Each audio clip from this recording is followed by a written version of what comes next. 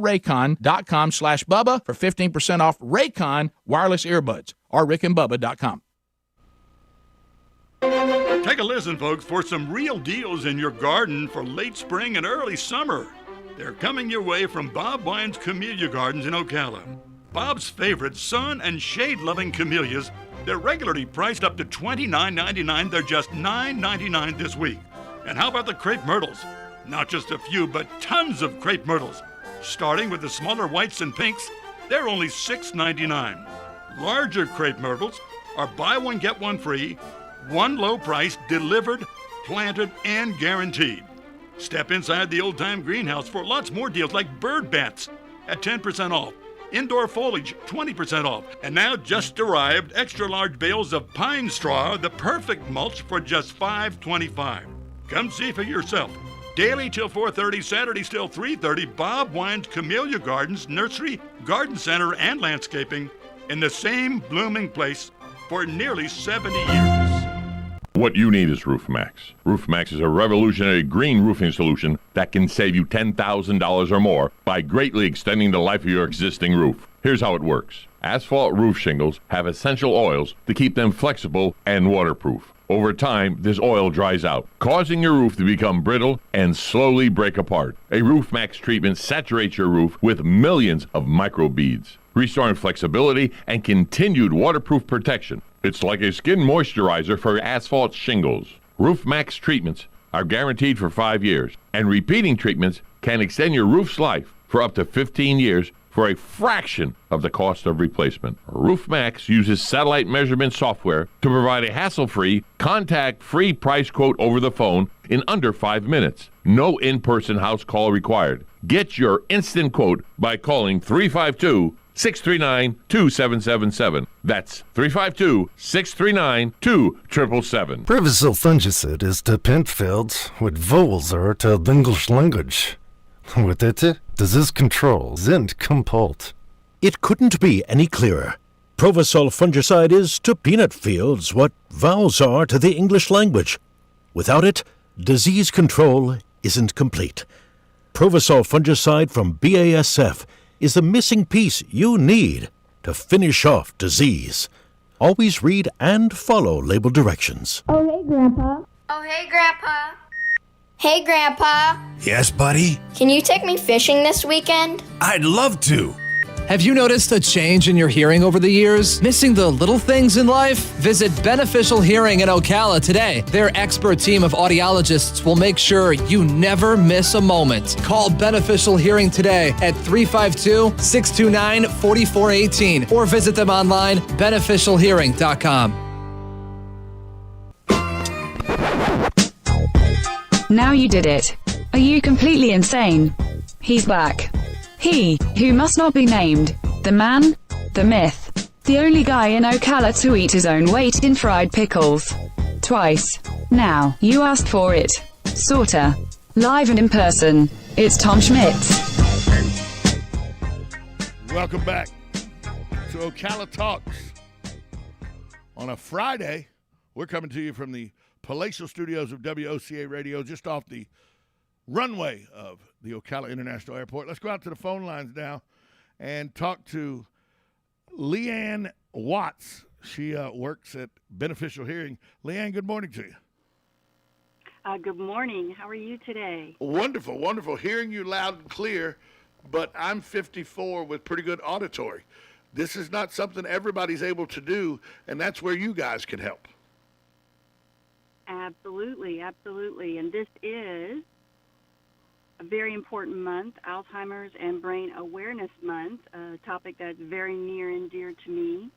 I have a story I want to share with you and talk to you about that topic for people this morning. I will tell you this, Leanne. I just recently, when I say recently, last Friday, went and took the virtual Alzheimer's tour that they offer at Hospice of Marion County. And one of the things that they did was, as they wanted you to feel what people with Alzheimer's feel, is they put a headset on us, and the headset had all kind of noise that you would hear in a normal day, traffic noises, bells ringing, phone ringing, everything. And then they try to give you instructions, and I couldn't block out the outside noise to hear the instructions. That was a problem for me because I couldn't follow the instructions then to complete the task. And they said, welcome to the world of an Alzheimer's patient. They have auditory issues that doesn't allow them to hear one conversation because they hear everything. Is that something you hear from Alzheimer's patients? Oh, absolutely. You know, when I was in college, this research really, started gearing up. Did a study in Tampa at a memory disorders clinic. 95% of the patients that came in just to have their memory tested, 95% of them failed a hearing screening. So there is a relationship between hearing and memory, or hearing and dementia, or in extreme cases, hearing and Alzheimer's. I was shocked at how, because I heard about every third or fourth, fifth word. I heard flashlight, on, jacket, on, and it was like 5 tasks. I only heard 2 bits of 2 tasks, and one task was put a jacket on, zip it up. I didn't hear that. Other was find a flashlight, find the batteries, put the batteries in, turn it on. I heard none of that, and it really was disconcerting to me and was frustrating. Mm-hmm. Oh, absolutely. And it's not always, it doesn't always end up being dementia. Sometimes the symptoms of hearing loss and the symptoms of dementia are very similar. So maybe a person starts to withdraw, or they become more isolated, disengaged, or unresponsive, or even maybe they respond inappropriately. That can sometimes just be hearing loss, and that's why I always advocate for patients to get a test and to be an advocate to others about getting yourself tested so that you do know when the time comes when you're having difficulty, that it's not related to your hearing. Is there like with certain things with your colon and all, they say at 50 years old you do this, and different tests for mammograms with women, you do this at a certain age. Is there a certain age where we should start looking at doing auditory tests, or is this something that when the signs start happening? Because I remember as a kid in school, we did the test when we were little kids where, raise your hand when you hear a beep in this ear, hear a beep in that ear.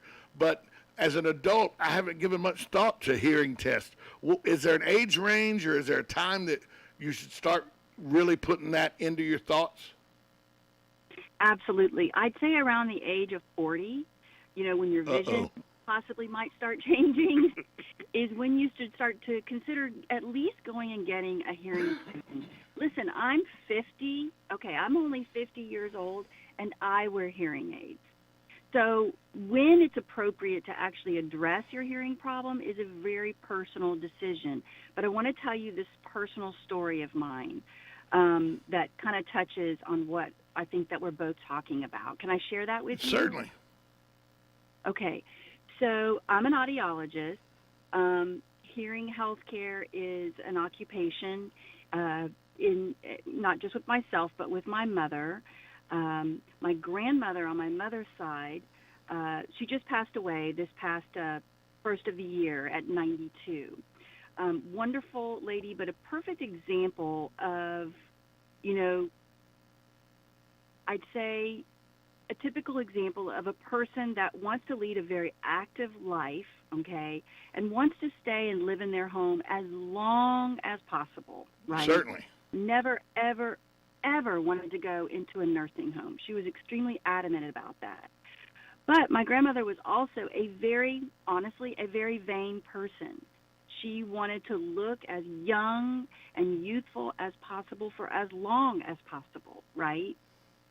So she had the connotation, she felt that wearing a hearing aid would make her look old, oddly enough, even though I would ask her, Nana, do I look old? And she'd, of course, say, well, no, honey. And I'd say, well, I wear a hearing aid.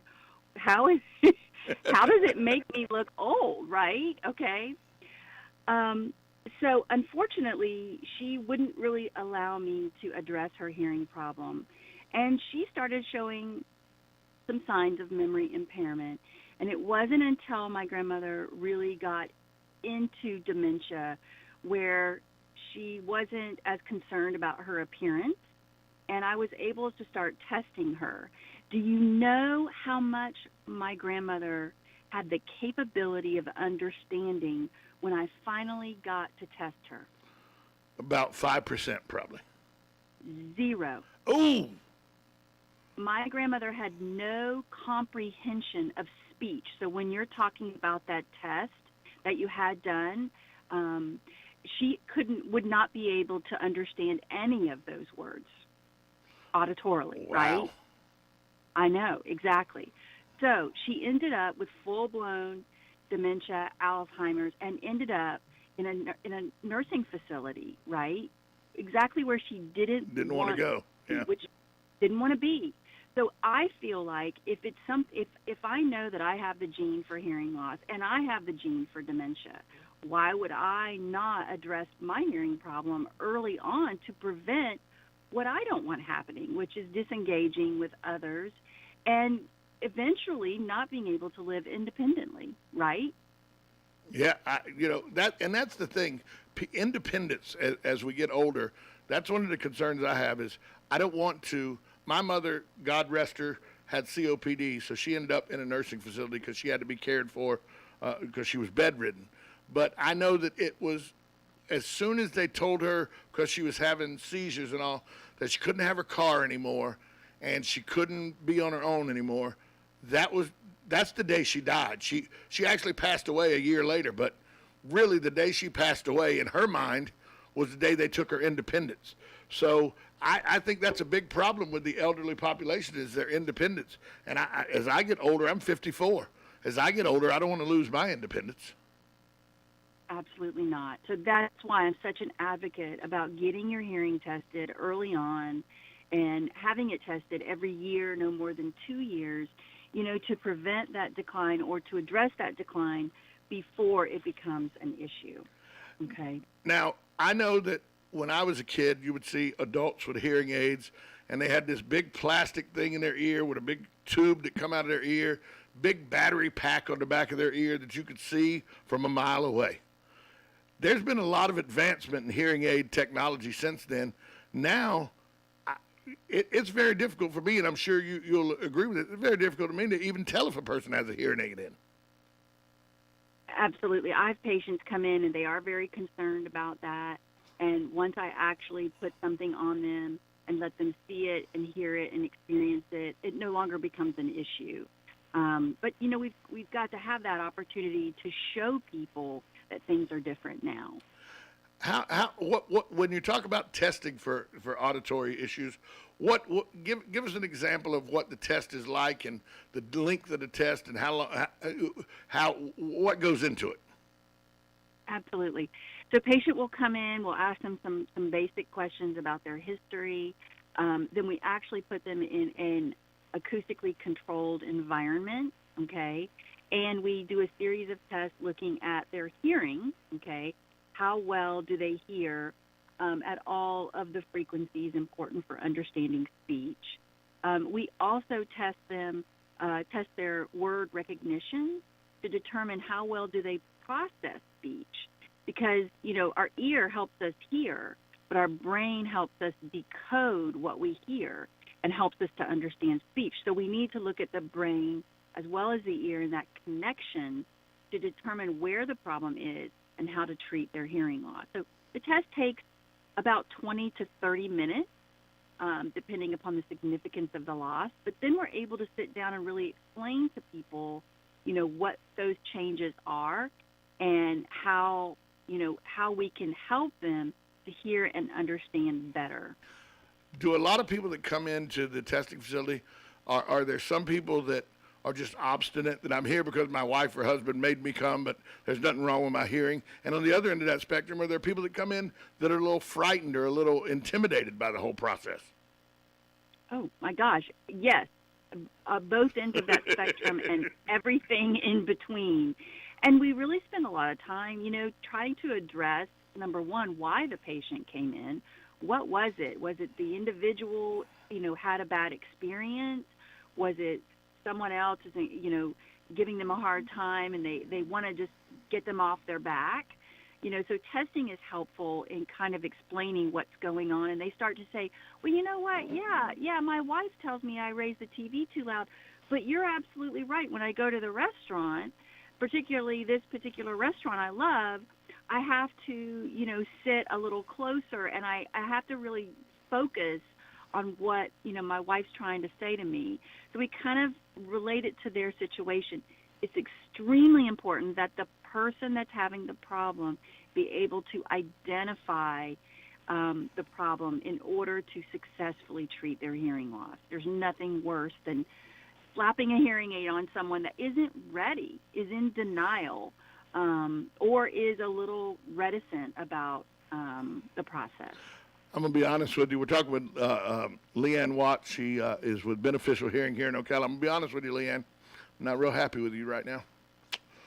You just said, listens to the TV too loud. I listen to my TV between 60 and 70. And you said, go to your favorite places. There's a restaurant here in town that I no longer go to because, to me, there's so much auditory junk going on that I have to literally be in my fiance's face, touching nose to nose, to hear her. And you just described both of those things as maybe being an issue for me, not the TV or the place I'm at. I'm a little aggravated with you right now, Leanne. A little aggravated.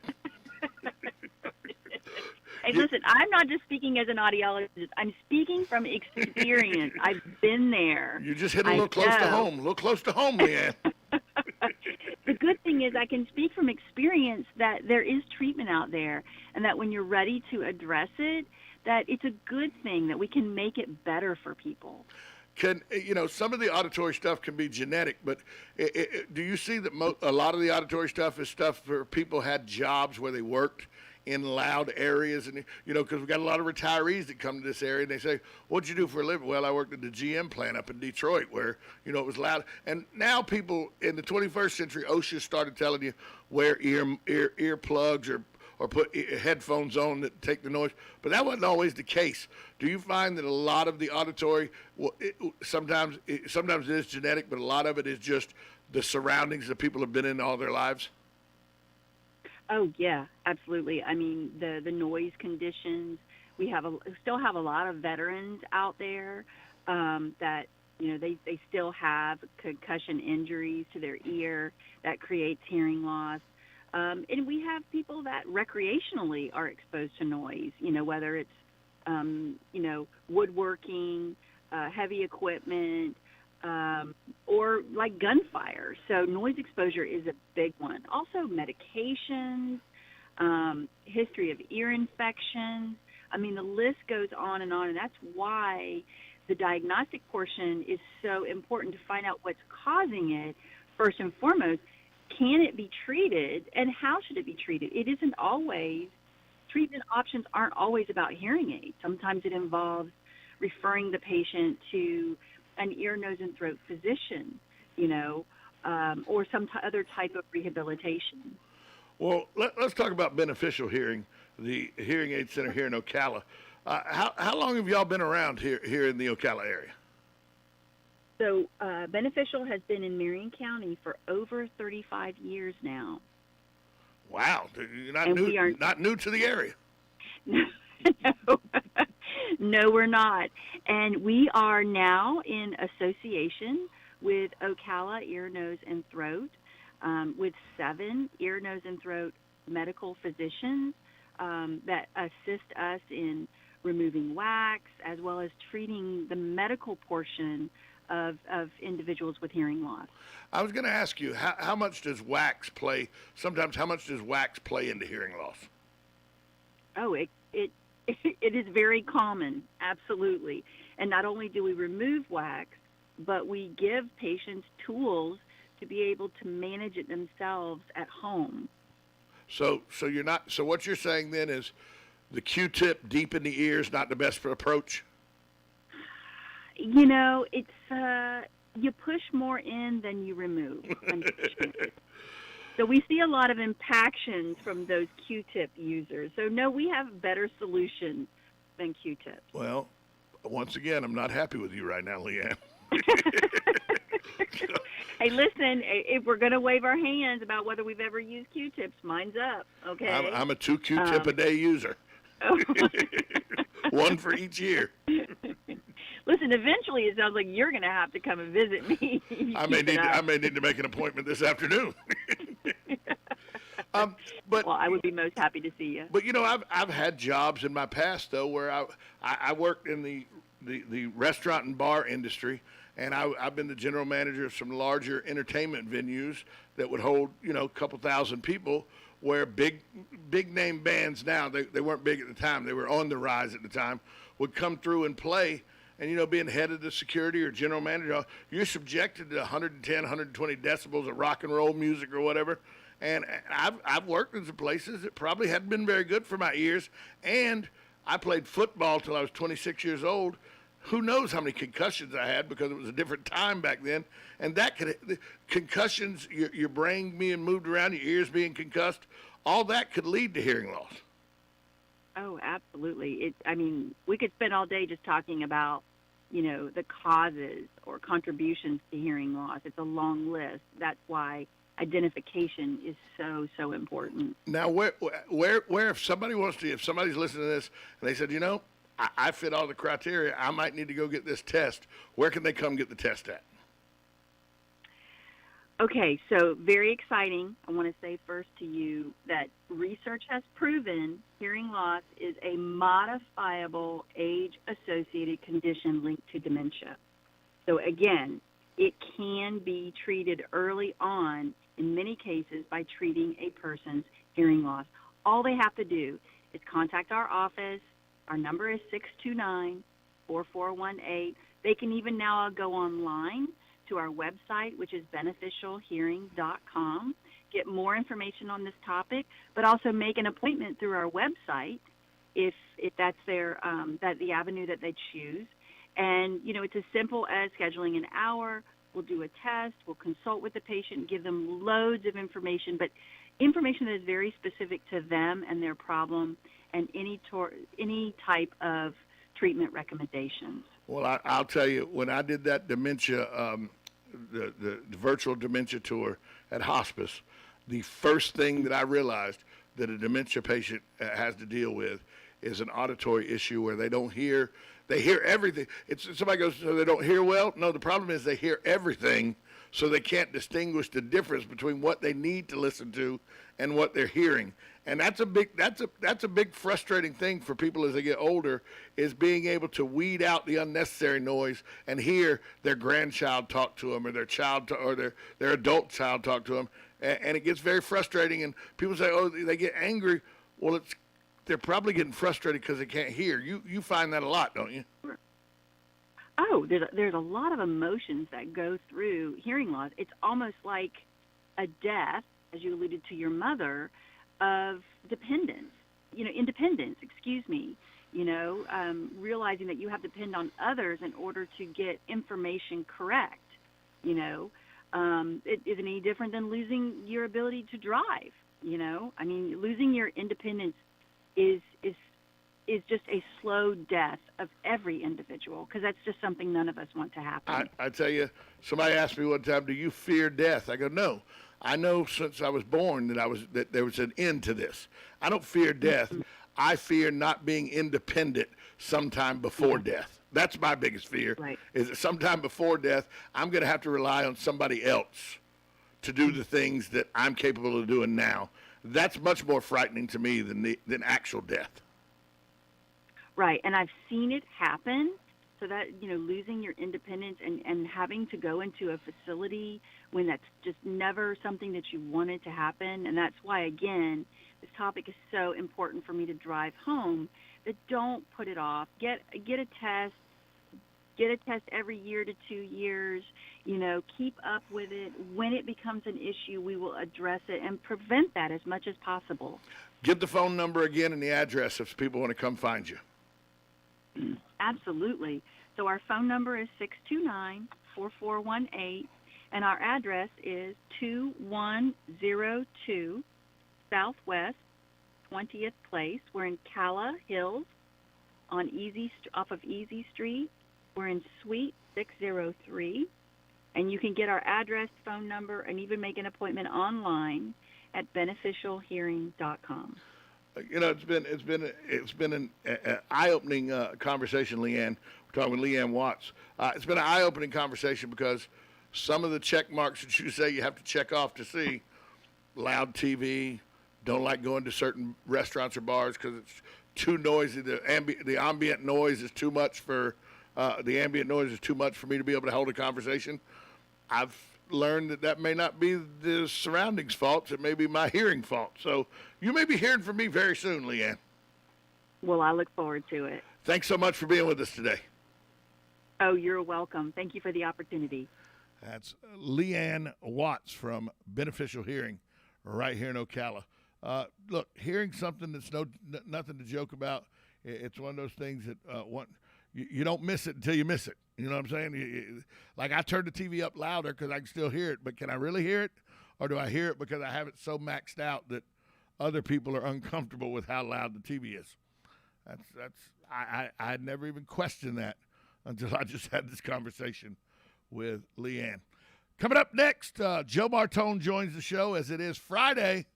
That means it's Dumb Crook News. And then at 10:30, after we finish the show here at 10:30, the American Moms take over the airwaves. They'll be here giving you their perspective on life as American moms. All that yet to come right here on 1370 AM, 96.3 FM, WOCA, The Source.